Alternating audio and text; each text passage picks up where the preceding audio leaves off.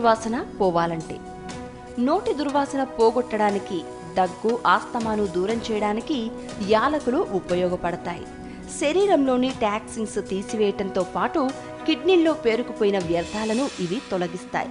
యాలకులు జీర్ణశక్తిని పెంచుతాయి. మసాలా వంటకాల్లో వీటిని వాడడానికి కూడా ఇది ఓ కారణమే.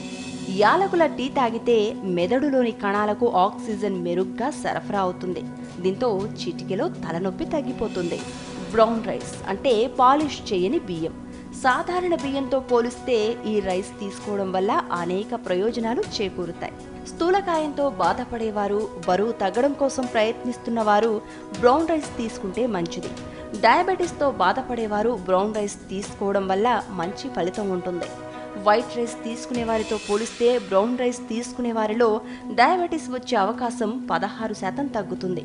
వారంలో 5 లేక అంతకన్నా ఎక్కువ సార్లు వైట్ రైస్ తీసుకునే వారిలో డయాబెటీస్ వచ్చే అవకాశాలు ఎక్కువని పరిశోధనల్లో వెల్లడైంది. కాబట్టి బ్రౌన్ రైస్ తీసుకోవడం మేలు. అధిక రక్తపోటును తగ్గించడంలో బ్రౌన్ రైస్ కీలక పాత్ర పోషిస్తుంది. బ్రౌన్ రైస్లో సెలీనియం అనే మినరల్ ఉంటుంది. ఇది కోలన్ క్యాన్సర్ రిస్క్ను తగ్గిస్తుంది. అంతేకాకుండా ఫైబర్ అధికంగా ఉండడం వల్ల క్యాన్సర్ వచ్చే అవకాశాలు తగ్గుతాయి.